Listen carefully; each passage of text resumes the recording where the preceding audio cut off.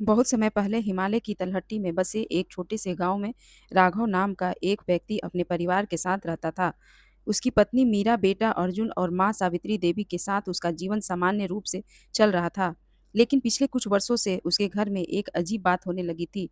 कभी उसकी पत्नी गंभीर रूप से बीमार पड़ जाती तो कभी बेटा महीनों तक कमजोरी से जूझता रहता।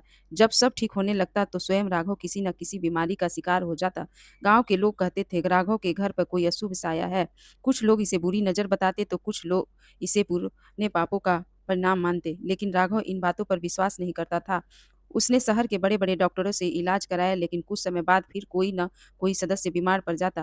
धीरे-धीरे पूरे परिवार में डर और निराशा फैलने लगी। एक दिन गांव में एक वृद्ध ज्ञानी पुरुष आए, जिसका नाम आचार्य सोमेश था। लोग कहते थे कि जीवन के गहरे रहस्यों को समझते थे। राघव अपनी समस्या लेकर उनके पास पहुंचा। आचार्य सोमेश ने उसकी बातें ध्यान से सुनी और अगले दिन उसके घर आने का वचन दिया। जब वे घर पहुंचे तो उन्होंने चारों ओर देखा और परिवार के सभी सदस्यों से अलग-अलग बातें की। कुछ देर के बाद उन्होंने राघव से कहा, तुम्हारे घर में कोई रहस्यमयी शक्ति नहीं है, लेकिन यहाँ हमेशा तनाव, चिंता और क्रोध का वातावरण बना रहता है। राघव आश्चर्यचकित होकर बोला, गुरुदेव, क्या केवल तनाव की वजह से इतनी बीमारियां आ सकती है? आचार्य मुस्कुराए और बोले, बेटा, जब मन बीमार हो जाता है तो शरीर ने भी धीरे धीरे उसका प्रभाव महसूस करने लगता है। उन्होंने देखा कि राघव दिन रात पैसों की चिंता में डूबा रहता। मीरा छोटी-छोटी बातों पर परेशान हो जाती थी। अर्जुन हमेशा मोबाइल में लगा रहता और बाहर खेलने नहीं जाता था। और सावित्री देवी स्वयं को घर में अकेला महसूस करती थी।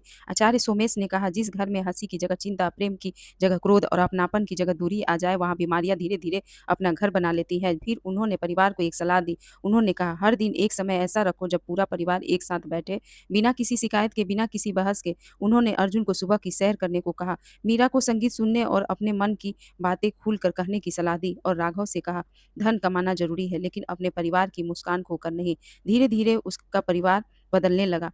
घर में फिर से हँसी गूंजने लगी। सावित्री देवी के चेहरे पर मुस्कान लौट आई। अर्जुन पहले से ज़्यादा स्वस्थ और खुश रहने लगा। और सबसे बड़ी बात, अब घर में पहले की तरह हर समय कोई न कोई बीमार नहीं रहता था।